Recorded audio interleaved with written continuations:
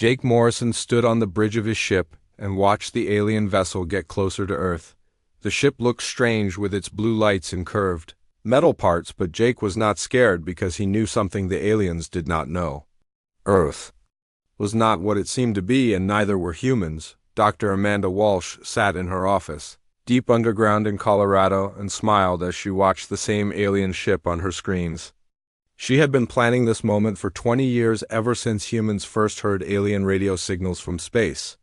The aliens thought they were discovering a new primitive world, but they were wrong about everything. Humans had been living on other planets for almost 100 years. They had cities on Mars and Jupiter, and even farther away on planets around other stars.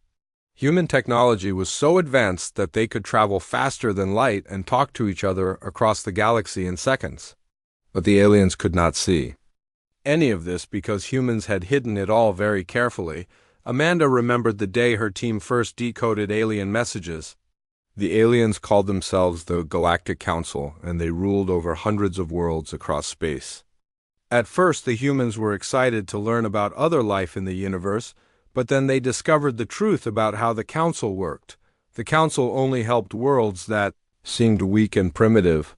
They would come to these worlds and give them simple gifts like better medicine or basic space travel. The aliens would act like kind teachers, helping young students learn about the galaxy. But this was all a lie to hide their real purpose. Any world that was already advanced or refused to obey the Council was destroyed. The aliens had massive war fleets that could blow up entire planets. They had weapons that could tear holes in space itself. No species had ever been strong enough to fight them and win. When Amanda learned this, she knew humans had to make a choice. They could reveal their true strength and probably get destroyed in a war with the Council. Or they could pretend to be primitive and fool the aliens into thinking Earth was just another weak world that needed protection. The choice was easy for Amanda and the other human leaders. They decided to become actors in the greatest trick ever played on anyone. Captain Steve Rodriguez got orders to hide all the human space stations and colonies. Dr. Lisa Bennett had to move millions of people from Mars and the outer planets to secret bases where aliens could never find them. It took months of hard work, but humans managed to make Earth look primitive again. They took apart the giant space elevators and orbital cities. They hid the fusion power plants and the quantum computers. They even built fake old cities with primitive technology to show the aliens. The hardest part was teaching everyone on Earth how to act surprised and scared. When the aliens arrived, children had to forget about their friends on other planets. Scientists had to pretend they had never seen faster than light travel. Everyone had to become actors pretending to be from hundreds of years in the past. Jake had been chosen to command the fake Earth defense ship because he was good at pretending to be worried and confused. His real ship was hidden in an asteroid belt where alien sensors could not detect it. The ship he stood on now was built to look like primitive human technology with nuclear engines and simple metal armor. As the alien ship got closer, Jake practiced looking amazed and frightened. He sent radio messages that sounded like a primitive human who had never seen aliens before. He asked questions that made it seem like humans barely understood how space travel worked. The alien ship was huge and covered in lights that changed colors. Jake pretended to be shocked by its size even though he had seen much bigger human ships. The aliens sent a message in broken human language saying they came in peace and wanted to help Earth join the galactic community. Jake sent back messages full of wonder and gratitude.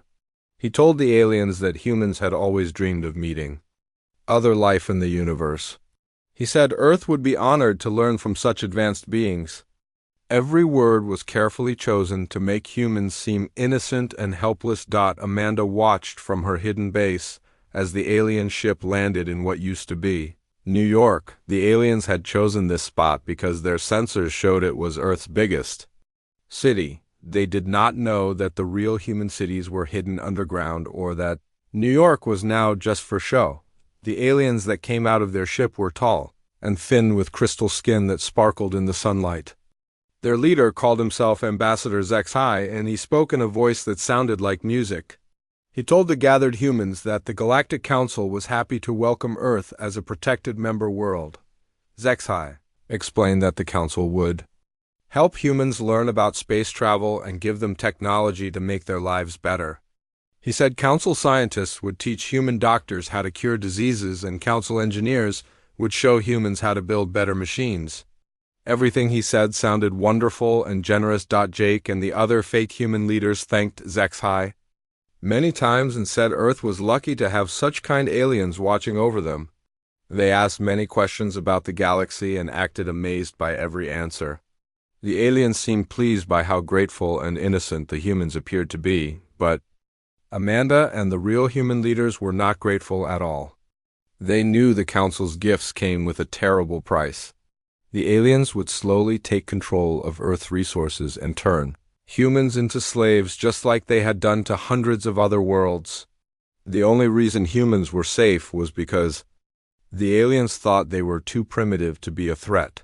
The masquerade had begun, and now humans had to play their role perfectly. Any mistake could reveal the truth and bring the Council's war fleets to destroy not just Earth, but all the hidden human colonies across the galaxy. The fate of humanity now depended on being the best actors the universe had ever seen. 2 years had passed since the aliens first came to Earth and humans had become perfect actors. Mayor Colin Baker walked through the streets of New Geneva, which was now the only big city that aliens were allowed to see. The real human cities were still hidden deep underground where millions of people lived normal lives with advanced technology. Colin smiled and waved at the alien visitors, who came to see how primitive humans lived. He wore simple clothes and rode in an old car that used gasoline instead of the fusion engines that powered real human vehicles.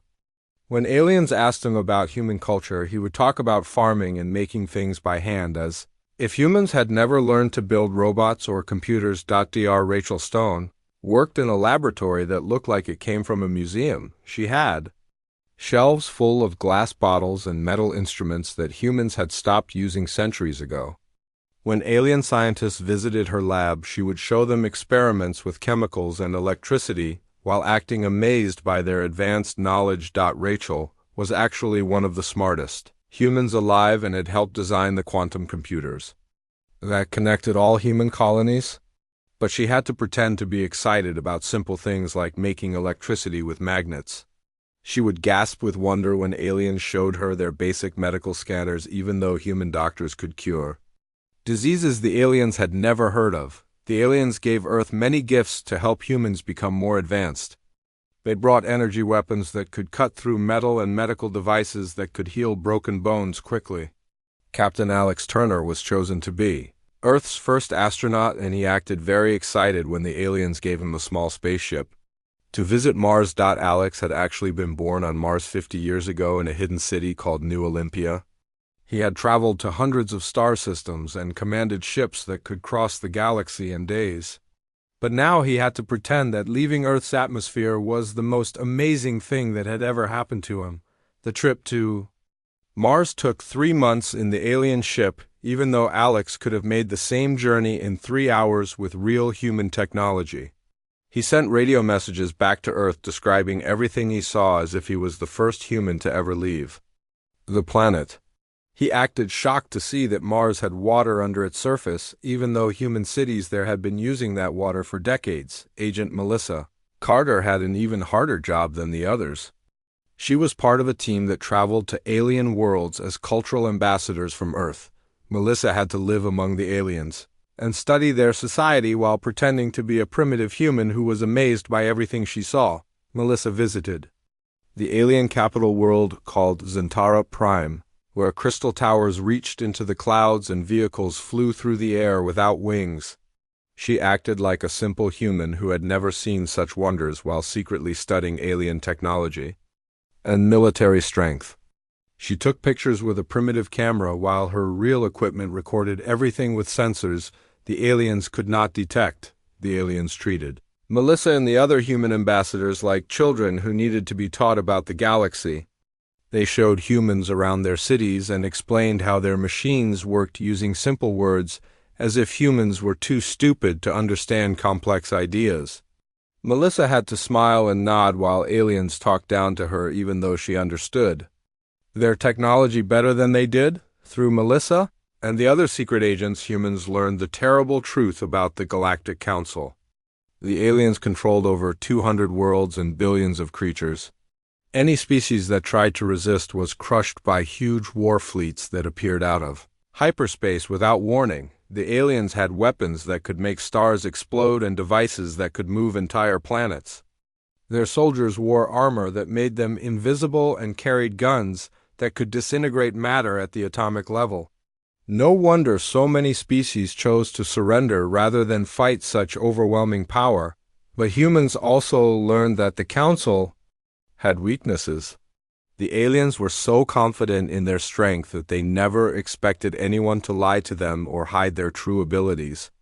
They believed their own propaganda about being wise teachers, helping primitive species reach for the stars. Dr. Tony Martinez was working on Earth's new space program, which was really just for show. He built rockets that looked impressive to aliens, but were actually much weaker than real human technology.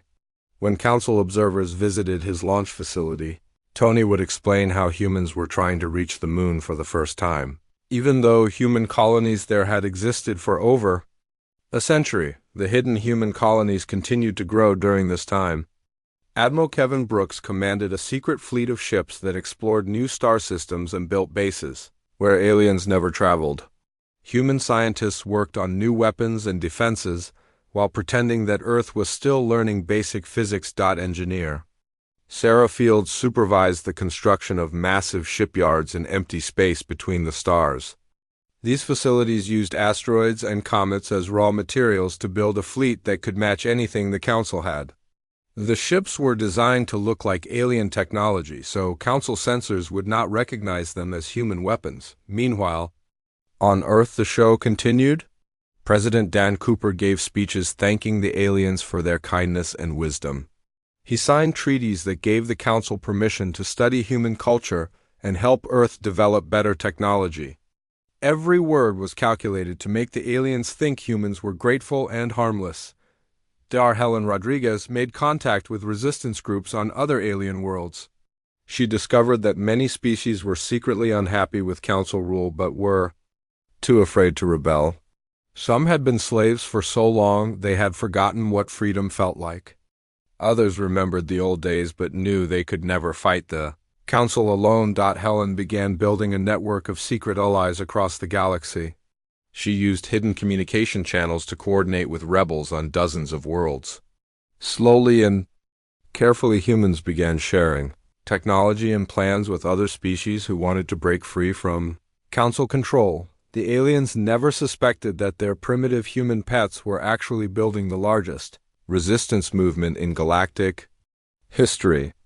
They continued to treat Earth as a success story of how the Council could help backward species reach their potential. Ambassador Zexhai often praised humans for being such quick learners and good students, but humans were learning much more than the aliens intended to teach them. By the 5th year after first contact, humanity's secret empire had grown beyond anything the aliens could imagine. Admiral Kevin Brooks commanded over 3,000 ships hidden in dark regions of space where Council sensors never looked. His vessels traveled through routes that avoided all known alien patrols and trading posts. Kevin's ships had discovered something amazing during their secret exploration missions. Many other species across the galaxy were also pretending to be more primitive than they really were.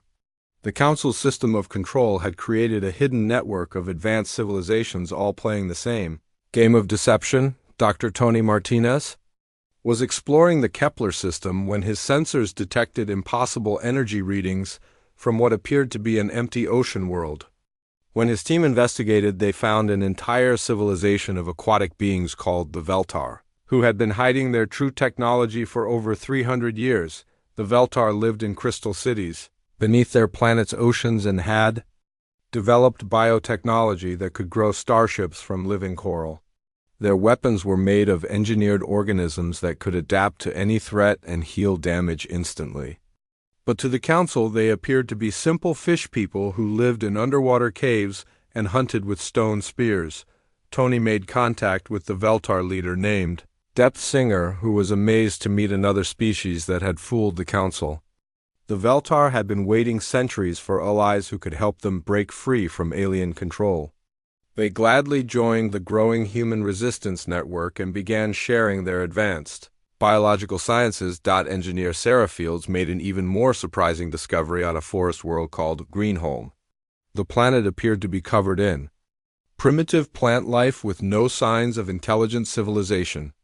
But Sarah's deep scans revealed that the entire forest was actually one massive living computer network controlled by plant beings called the Silithy. The Silithy had evolved beyond the need for metal technology and instead used genetic engineering to create everything they needed from living wood and leaves. Their starships looked like giant trees but could travel faster than light using organic quantum drives. Their weapons were seeds that could grow into destructive plants when fired at enemy targets. The Silithy had been pretending to be mindless vegetation for over 400 years while secretly watching the Council through organic spy networks planted on alien worlds. Their leader was an ancient tree called the Root Mind who welcomed contact with humans and other hidden species. Sarah coordinated the construction of new shipyards that combined human engineering with Veltar biotechnology and Silithy organic computing. The result was a new class of hybrid vessels that looked completely alien to Council sensors while incorporating the best features of all three species. Meanwhile, on Earth, the masquerade continued perfectly. President Dan Cooper hosted regular meetings with Ambassador Zexhai and other Council officials.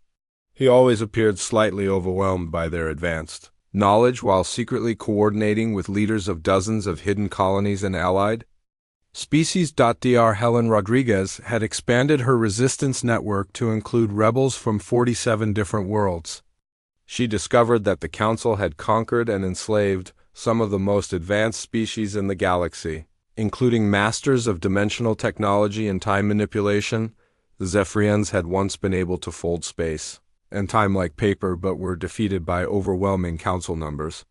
Now they worked as manual laborers on mining worlds while secretly maintaining hidden research facilities, where they continued developing their reality-bending sciences. Helen made contact with a Zephyrian scientist called Phase Walker, who had spent 50 years calculating the exact dimensional coordinates needed to move entire fleets through parallel space. The Zephyrians were eager to share their knowledge with species who could help them reclaim their homeworld, the crystalline. Nethys had been forced to work as living computers for the Council after their world was conquered 200 years ago. Their crystal bodies could process information faster than any artificial computer, but the aliens used them as slaves to run their data networks and communication systems. A group of rebel Nethys had been secretly gathering intelligence on Council military operations for decades. They knew the location and strength of every Council base and fleet in the galaxy. Their leader, Crystal Mind, contacted Helen through encrypted data bursts hidden in routine Council communications. Dr. Rachel Stone worked with scientists from all the allied species to develop new weapons and defenses. Human quantum technology combined with Veltar adaptive biology and Silithy organic processing created systems that could counter any known Council weapon. Rachel's team built prototype ships with hulls that could change their molecular structure to resist energy weapons. They created missiles that used Zephyrian dimensional technology to appear instantly next to their targets. Most importantly, they developed communication systems that the Council could never detect or decode. Agent Melissa Carter continued her work as a cultural ambassador while secretly coordinating intelligence operations across Council space. She had learned to speak 17 alien languages and could blend in on most Council worlds without attracting suspicion. Melissa discovered that many Council species were not willing participants in the Empire but were conquered worlds forced to serve their alien masters. Some had been slaves for so long they barely remembered their original cultures.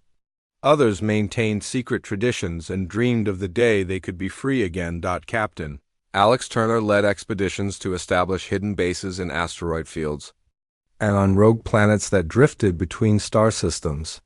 These bases served as supply depots and communication relays for the growing resistance fleet.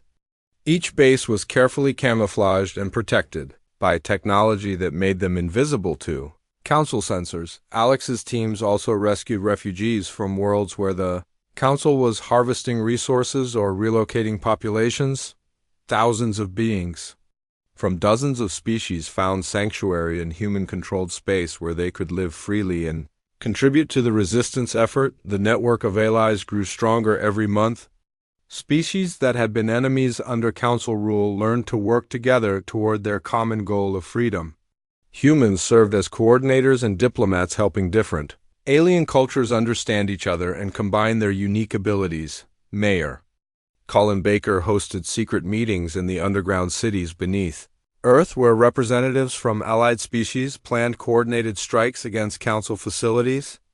The meetings had to be held in perfect secrecy since Council spies were always watching for signs of rebellion. Colin had become expert at maintaining the illusion that Earth was a simple, primitive world while actually serving as the command center for a galaxy-spanning revolution. The contrast between his public role and his secret responsibilities required constant vigilance and perfect acting. Dr. Amanda Walsh oversaw the entire operation from her hidden command center. She maintained detailed records of every allied species and their capabilities while coordinating long-term strategic planning. Amanda knew that the deception could not last forever and humans needed to be ready when the Council finally realized they had been fooled. The aliens continued to praise Earth as an example of how primitive species could benefit from Council guidance. They never suspected that their model success story was actually the headquarters of the largest rebellion in galactic history. 8 years had passed since the aliens first arrived at Earth, and the Council had decided it was time to reveal their true intentions.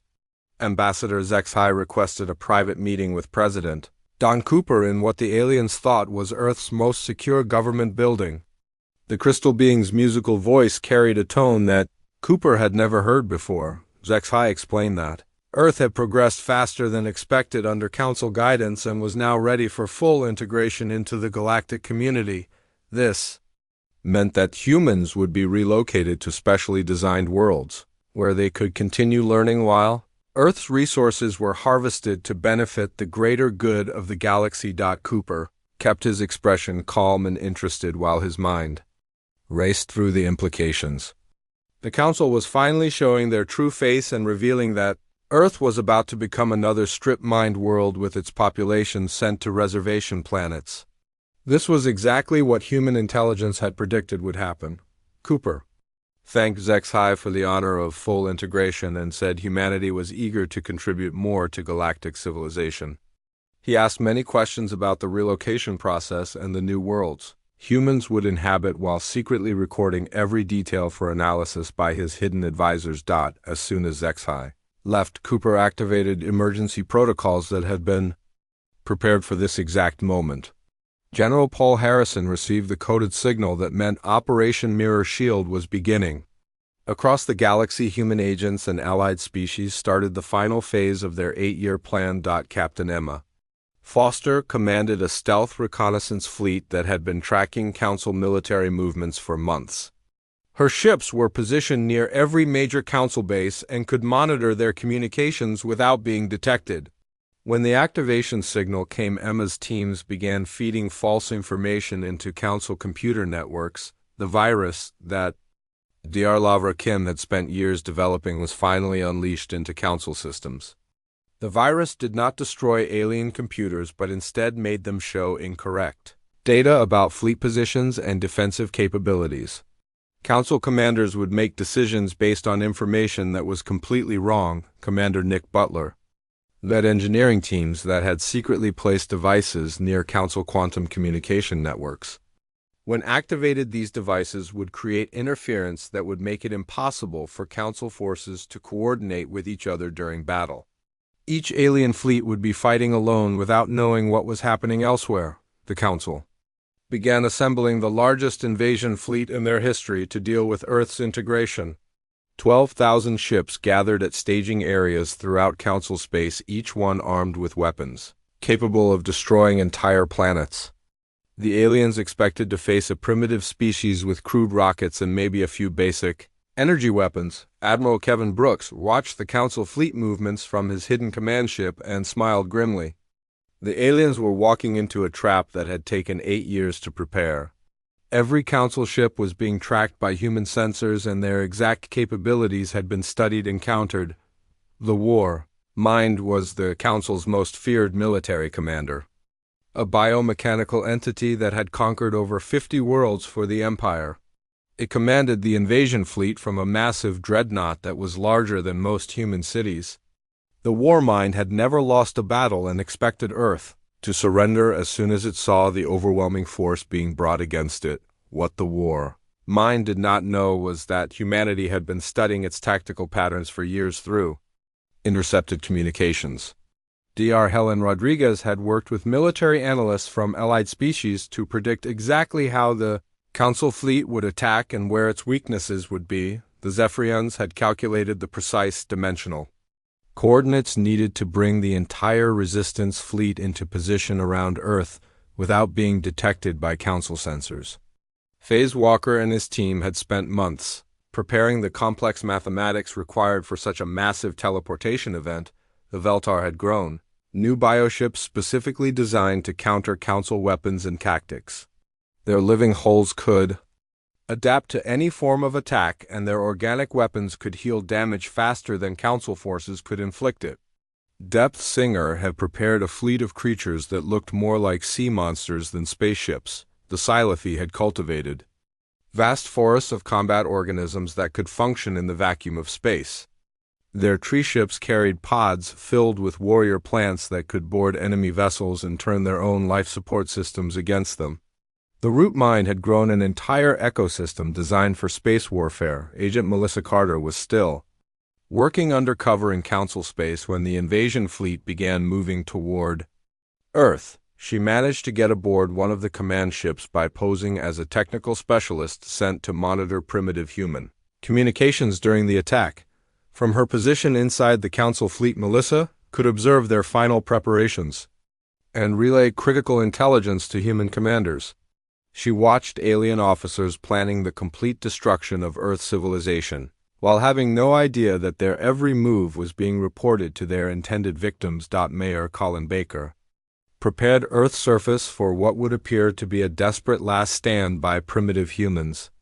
The fake cities were evacuated and replaced with automated systems that would make it look like panicked humans were trying to flee or fight back with inadequate weapons. The real human populations remained safely hidden in underground cities and off-world colonies, while robotic defenders took their places on the surface.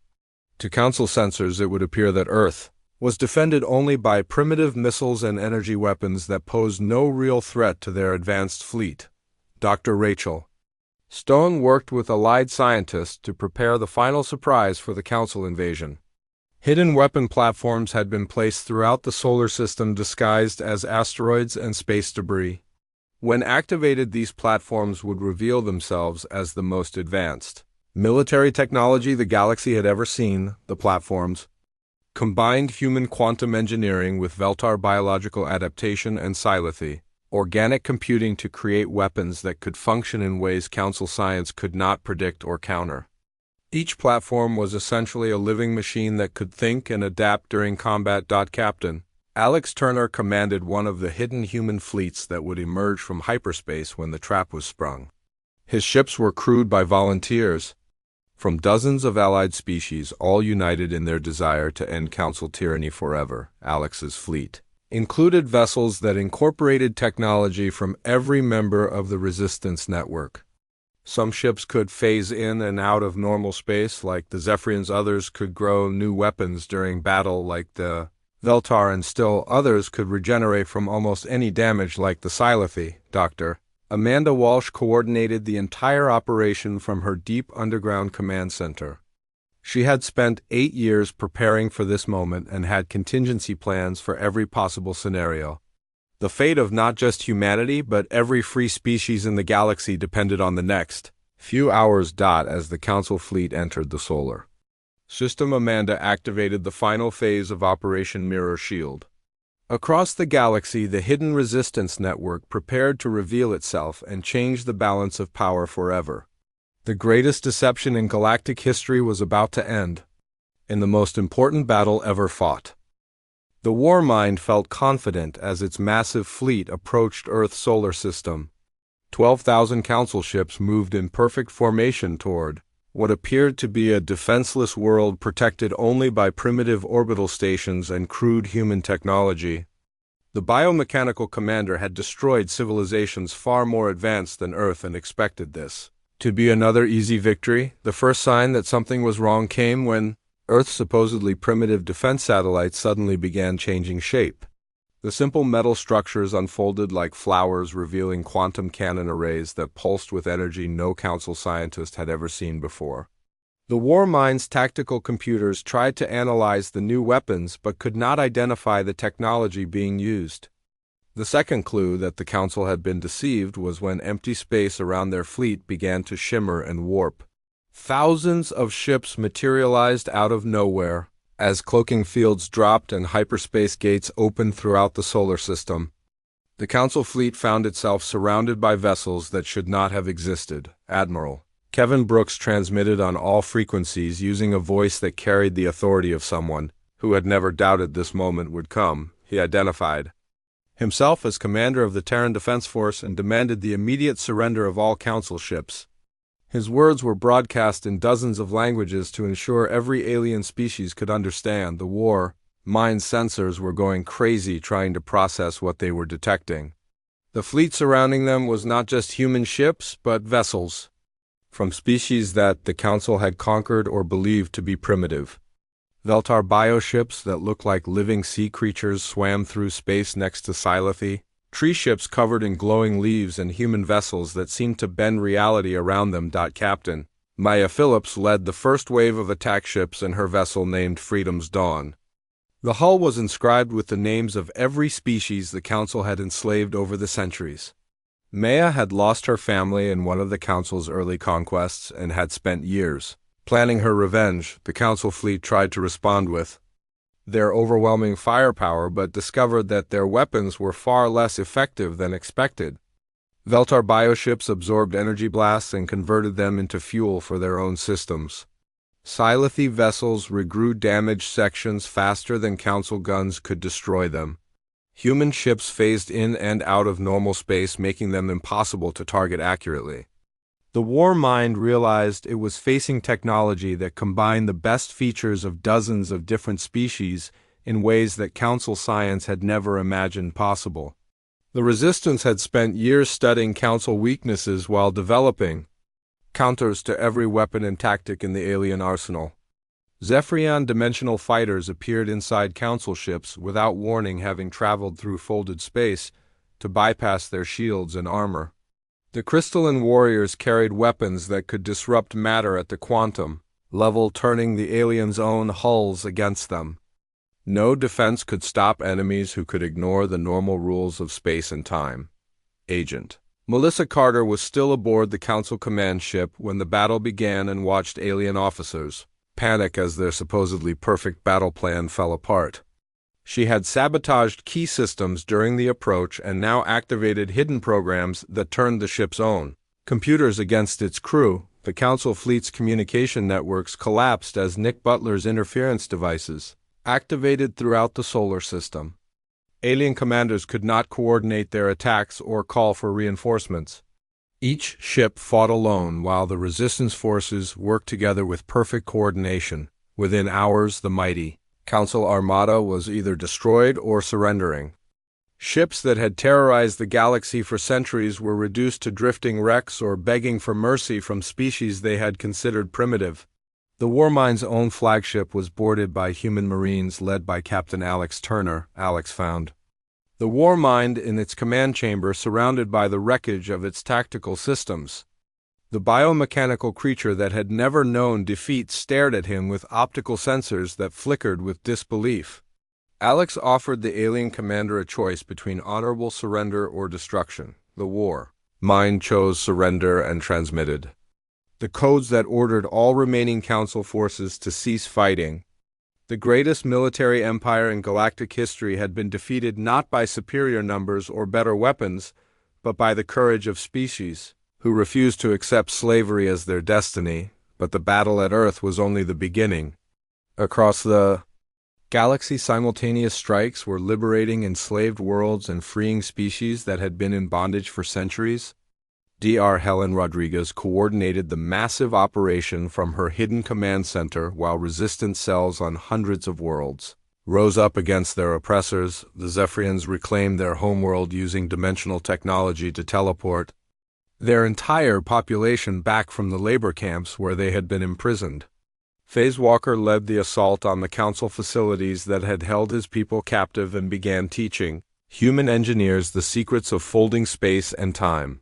The crystalline Nethys emerged from their computational slavery and used their vast knowledge of council systems to shut down the alien empire's infrastructure. Crystal mines shared the location of every secret council base and weapon stockpile, allowing resistance forces to capture or destroy them before they could be used.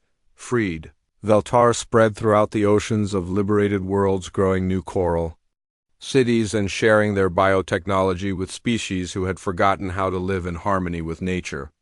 Their living ships became the backbone of the new galactic defense fleet that would protect freedom across the stars. The Silethi planted seeds on dead worlds that the Council had stripped mined and began the long process of bringing life back to devastated planets. Their organic technology offered hope that the environmental damage caused by centuries of alien exploitation could eventually be healed.